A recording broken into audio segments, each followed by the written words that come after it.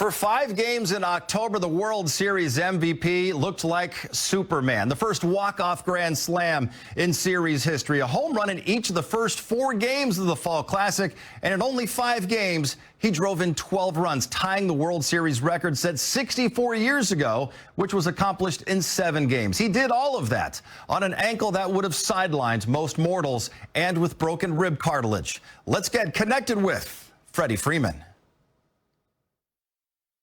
Well, even people like Nomar or fans out there, when they heard after the World Series, oh, he was dealing with torn rib cartilage. Yeah. And then he needed surgery on his ankle. How on earth did you perform at that level? How did you perform at all, given all that you were going through? Yeah, I don't know. I just talked about it. It's when you have Doc and the organization who care so much about you and pour so much into you, you'll do anything you can to try and perform and get out there on the field. And you care about your teammates, you love them very much. So I was in a spot where I thought I could push through it, so that's what I did. Obviously, I had a lot of help going on and a lot of people trying to get me onto that field, but you just care about the organization, the jersey, the fans, and you just want to do everything you can to be out on that field. And I had a lot going on, a lot of injuries, and sometimes I played good. The NLCS, I was really bad, but you just try and do the best you can with what you're given, and I made the most of,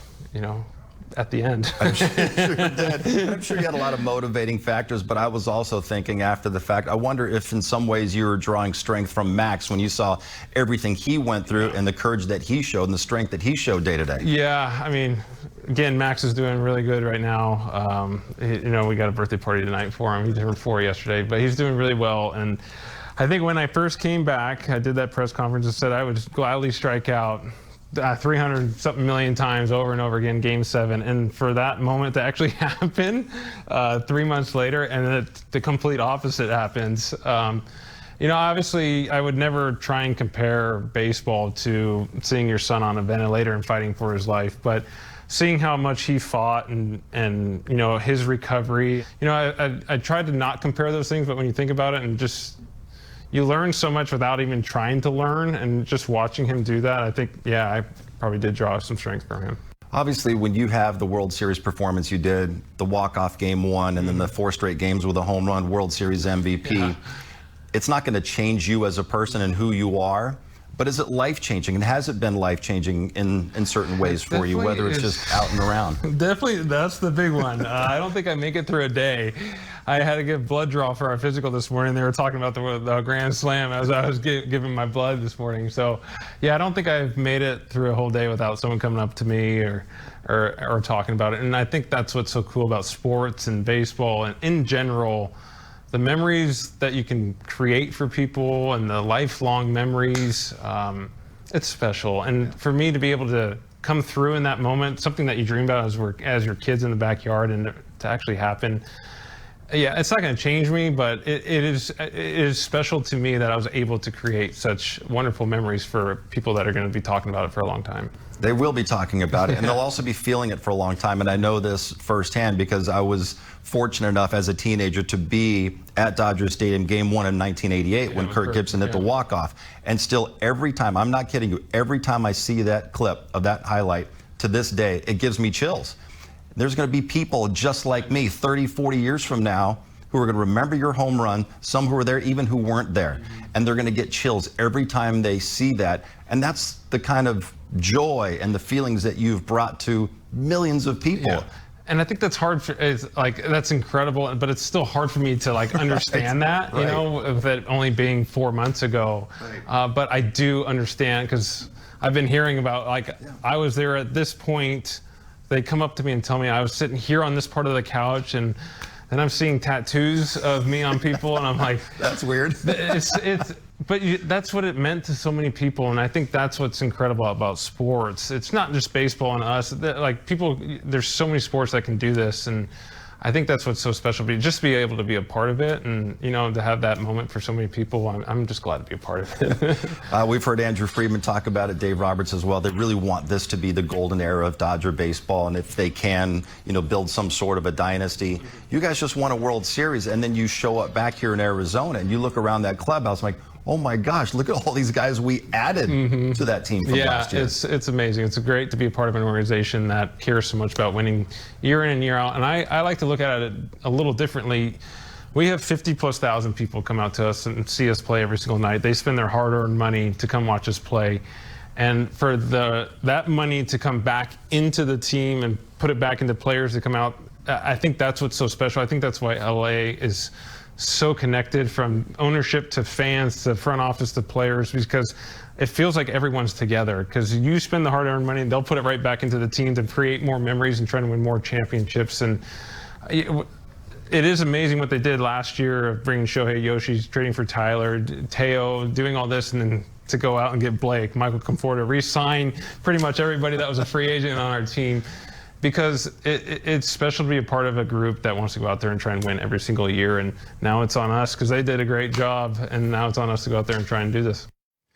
The reality is Freddie Freeman was already on his way to being a Hall of Famer heading to Cooperstown, but with that one swing, Tim, in Game 1 of the World Series, and then the rest of that entire World Series, he just cemented his legacy as one of the all-time great Dodgers and a true legend in this franchise history. No doubt about it. You talk about signature moments in Guy's career, and certainly winning a World Series in Atlanta was a big moment for him. And coming to the Dodgers just kind of felt like he didn't have that moment yet, but certainly this is going to be one of the biggest moments in Dodger history. And to hear his conversation right there, John, which was great, how humbled he is about people recognize him and people so emotional about his grand slam and what it meant to them. Kirk Gibson can't go anywhere without being mentioned with that home run. And certainly Freddie Freeman, when it's all said and done, and I don't think he understands quite right now, 4 months later, where it's at, but certainly someday it'll set in. It'll set in when his career is over. I mean, he understands the magnitude of that home run, but not just that home run. He continued his barrage in that World Series. Trust me, I know a lot of Yankee fans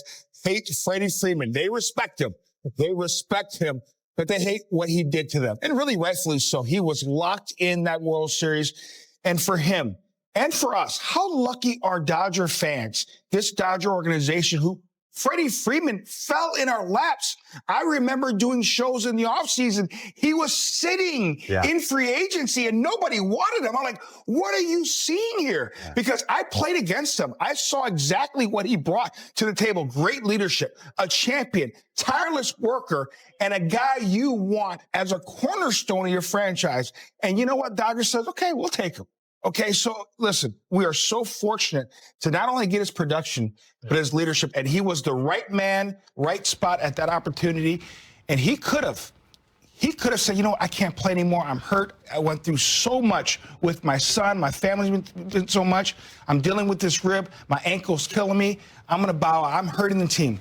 No, not the Freemans. Even his dad, who is as tough as nails, said, you know what, maybe it's time you sit out. He went, no, Dad, don't you know who we are as a family? He stuck with it, and he was rewarded with the World Series MVP. So, I mean, it gives me chills just thinking about it. That's why you stay with it. Yeah. That's why you work hard. So I'm so glad we have him, and kids could look up to a guy like Freddie Freeman. World Series MVP and a chance to run it back here in 2025. Still more to come on Access. My spring conversation with Blake Snell, what he thinks of his new teammates so far, and what his older brother had to do with his great nickname. Plus, hopefully in about 3 months, Shohei will be back on the mound in a real game, but how much will we actually see him pitch? Predictions ahead for the big show and for Snellzilla. 皆さん、こんにちは。ドジャースファンの皆さん、ついにこの時がやってきました。2025年シーズンに向けて、ドジャースは完璧な準備を進めています。スプリングトレーニングも順調に進み、選手たちはすでに素晴らしいパフォーマンスを見せています。そして、何よりも注目すべきは、大谷翔平の活躍です。ロバーツ監督も、翔平は今月中には確実に登板する、と明言し、ファンの期待が一気に高まっています。開幕戦では登場しないものの、彼がマウンドに立つ日はもうすぐそこ。MLB を代表する二刀流プレイヤーが、どんな圧巻のプレーを見せてくれるのか、想像するだけでワクワクしますよね。さらに、スプリングトレーニングでは、山本由伸と佐々木朗まれという日本が誇る2大エースも絶好調。ロバーツ監督は山本の適応スピードに驚愕し、彼は毎回ボールを投げるたびに進化している、と絶賛。佐々木もまた、MLB の環境に少しずつ慣れ、確実に自信を深めている様子がうかがえます。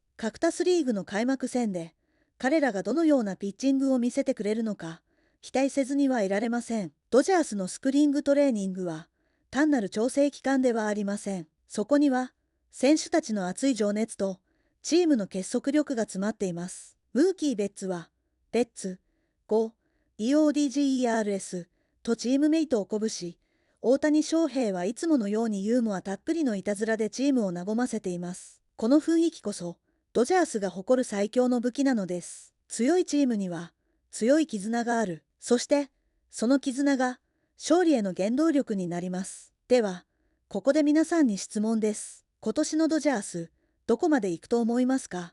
ワールドシリーズ制覇は間違いない。